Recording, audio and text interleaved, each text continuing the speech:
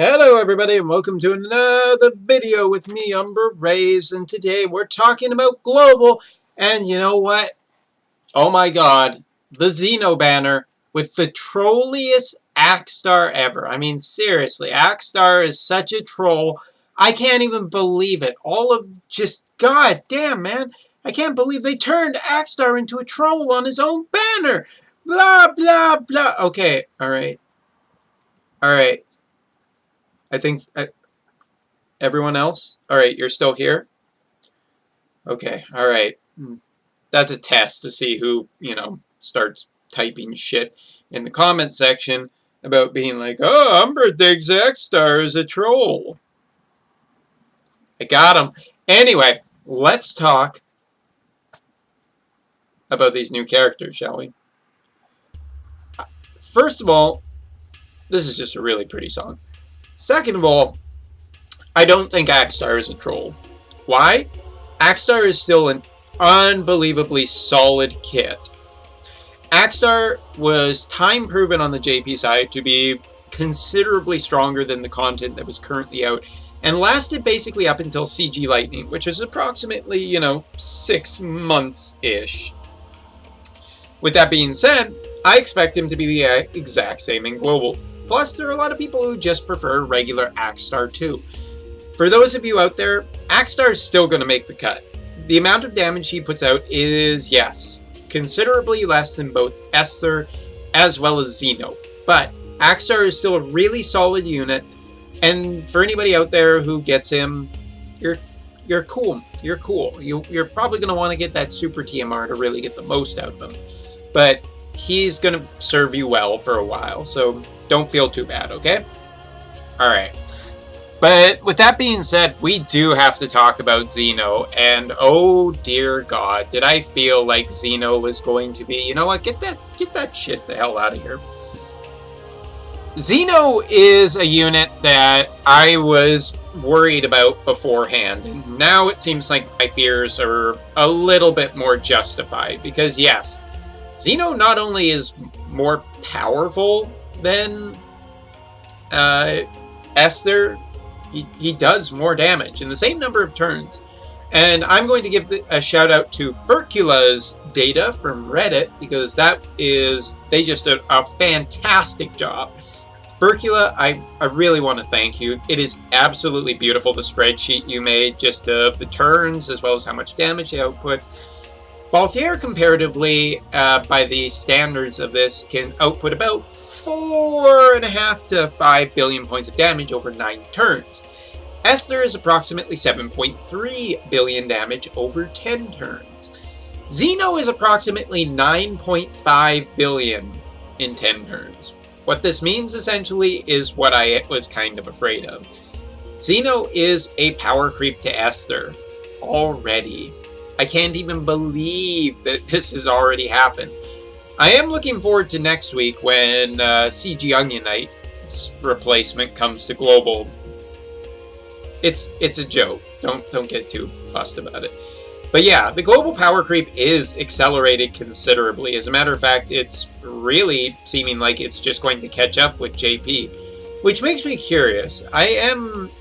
Of course, there have been some wild conspiracy theories that say that Global is catching up with JP so the two can merge together, but that would require just putting out a massive amount of content on Global to make sure that it is at the same point in the story and everything, and I just don't see that happening. Not yet, but Gummy could surprise us. So, with the data finally being official, I guess we can finally talk about him. Zeno. TMR, 42 attack, 20 defense helmet, with Mind Ablaze, 20% MP and 50% limit burst fill rate. Just an unbelievably solid TMR. Some defense, good attack, and limit burst fill rate is all what I really like to see for an attacker. So, yeah, I think this TMR is just fantastic for anybody who wants it.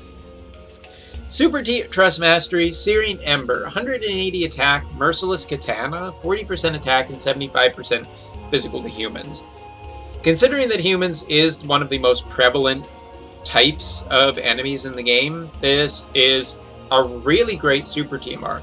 However, Zeno does get a bigger recommendation from me because true dual wield has a big advantage of weapon selection and will also get a benefit when the damage formula changes in the game. It will be a big benefit to dual wield units, not to true dual hand units. So yeah, this super TMR is very nice, obviously incredibly powerful, especially against humans. But it's also not as required. Akstar basically kind of requires having a true dual hand katana, which there are not many in the game. Matter of fact, there's barely any.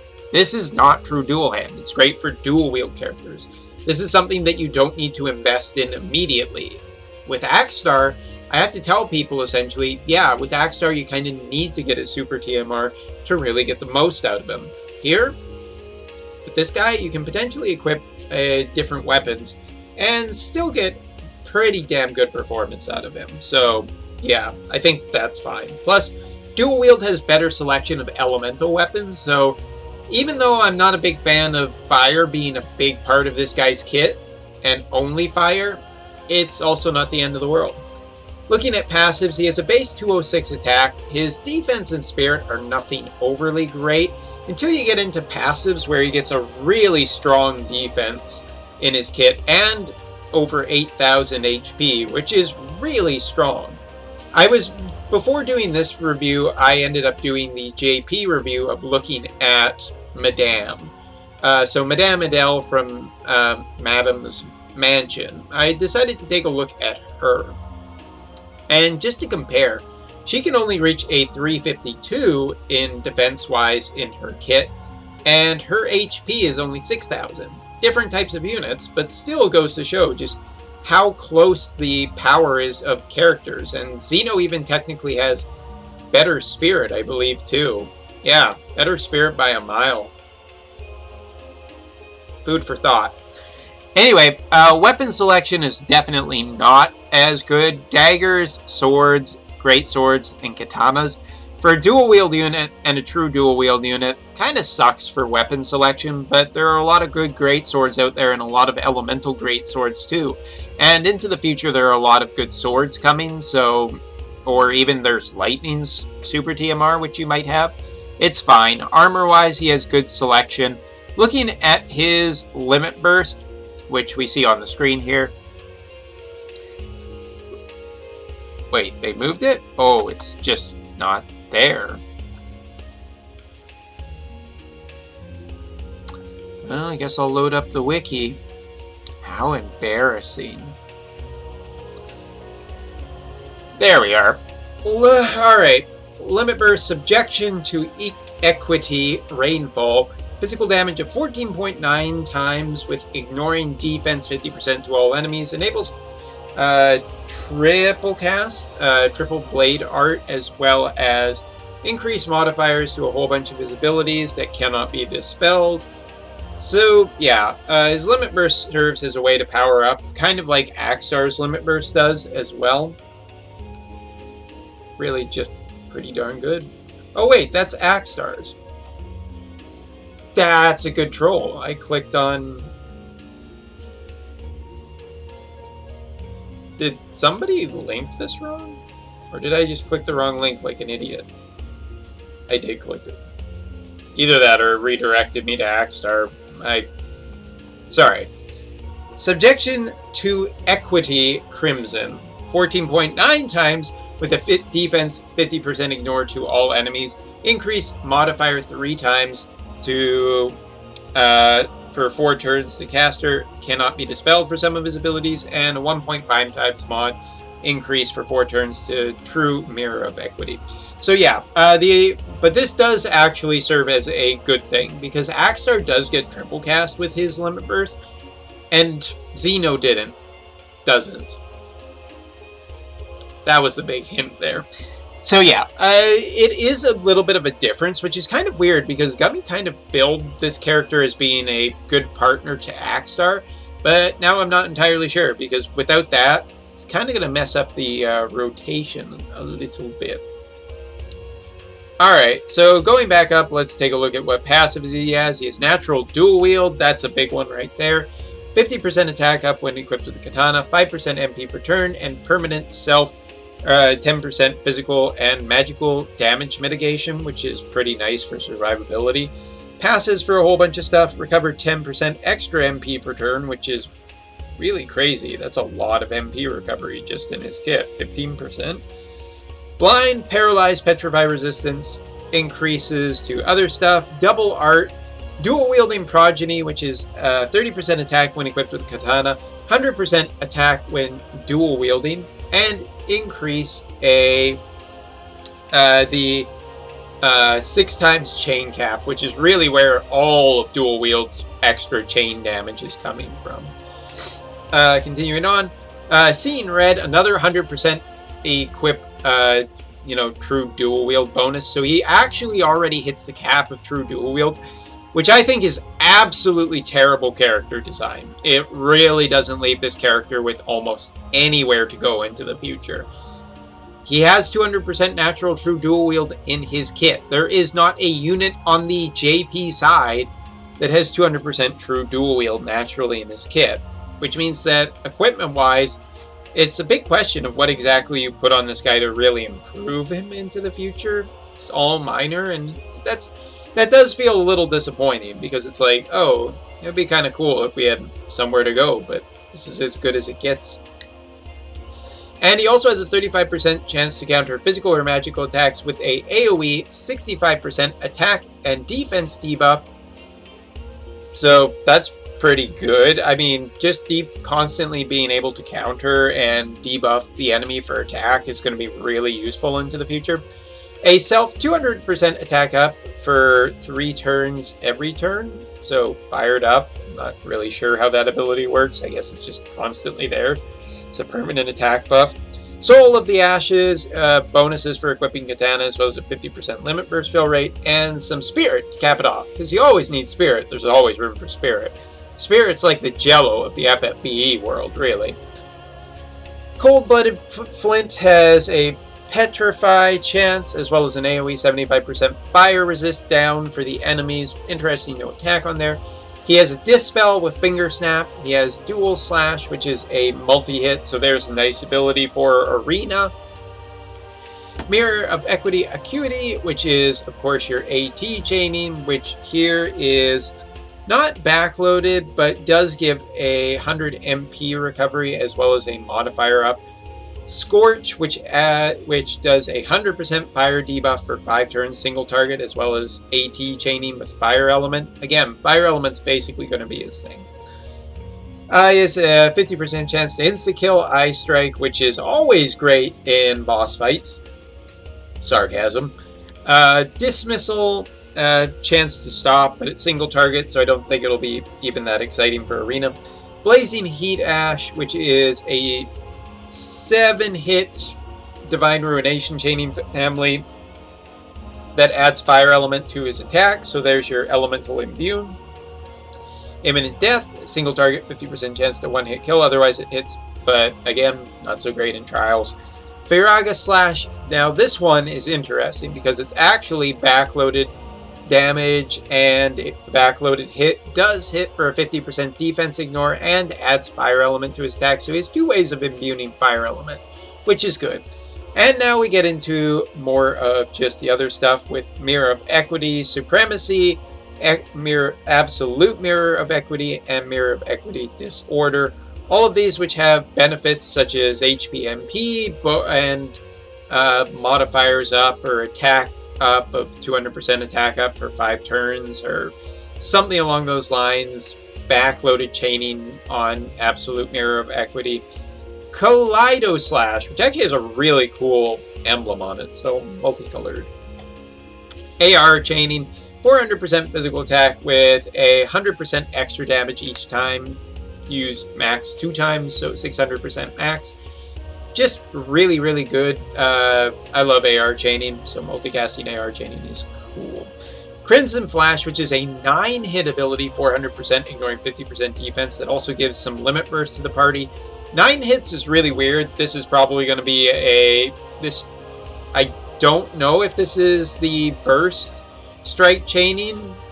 I'm not overly familiar with burst striking yet, but if it is, either way, it's another chaining ability that also gives some limit burst, so cool. 7-star, Perfect Void, a self 250% attack up for 10 turns. Modifier for his abilities for 10 turns on a 10-turn cooldown available turn 1. Use this basically at the start, get yourself a big bonus, get the ball rolling on doing that massive amount of damage. True Mirror of Equity, backloaded chaining AT that also gives bonuses to other abilities and gives his triple casting for 1 turn. Obliterating Mirror of Equity's Roar, which is a single target 7 hit plus 1 AoE backloaded damage, massively strong, gets 150% for each extra use. So stacking backloaded damage, just beautiful, really strong, really powerful. AT chaining is basically still his thing. So what do I think? Yeah, 9-hit has to be Burst Strike, because it's the only thing that's kind of weird. What do I think of Zeno? First of all, for anybody who has Akstar out there, don't worry about it. You don't got to worry about it. This is just straight power creep, I guess, for whales at this point, because I don't know who else potentially really needs this, especially if you have Akstar or Akstar. Again, going back to what I said at the beginning of this video, Akstar is a perfectly capable unit for the next 6 months, till CG Lightning and CG Barts come out. And that's assuming that there isn't something else on the global exclusive side. Although, Global's... I can almost 99% guarantee that Global will never get an exclusive CG character, so you don't have to worry about that. But yeah, Zeno is a lot more powerful than Akstar because of the true dual-wield chaining bonus. That 200% natural true dual-wield chaining in his kit, as well as the idea that Gravy's TMR right now is so strong, and I have to give a quick shout out to that. Gravy's TMR, the 4-star unit, if you're doing pulls on this banner, Gravy is absolutely incredible. Basically 70% attack up, so long as you have clothes and a katana, which are the 2 things you really need in your life. Also Tomo as well, I really love her 2-handed gun, 130 attack with some pretty nice variants on it, and 70% accuracy. That's really nice, but Gravy just complements Akstar as well as Zeno of the Beta Stars so nicely. Zeno's kit, it feels really, really complete, but I have to say it's also kind of boring too. It is very, very powerful for the current place that Global is, and unless Global starts getting some exclusive content that really makes use of how powerful both Akstar and Zeno here is, it's going to be a little boring for the next few months, just in terms of completing content. Content is going to go from being, well, it was kind of easy before, to being it's way too easy now. If that was your feelings, these, both Akstar and Zeno, are probably going to squash any challenge, barring some buffs to the actual content. I guess we'll see. So yeah, Akstar is definitely the lower roll on here. There's no way to get around that. Zeno does have a tiny bit of weakness in his kit, but it's really tiny. Matter of fact, he's pretty self-reliant. I guess you can pull for other types of characters, such as healers or tanks or whatnot, but if Zeno gets power crept in the next 3-4 weeks, wow. Just wow. Oh yeah, and there will be one other thing I will say. Zeno's kit is a little bit confusing. For anybody who's wondering how to run him optimally, you're definitely going to have to do some calculations and see what expires when to get where, but the results are pretty obvious at this point, as somebody's already calculated them. It's a lot of damage coming out of this guy. So, hopefully all of you guys out there who are going for either Akstar or Zeno, best of luck to all of you on your pulls. And we'll see what the future has in store for Global. Because right now, the global power creep ain't just real. It's impressive. I was also going to do a pun with a salt shaker in this video, but I did it already in the past, so... in the immortal words... forget it. See you next time.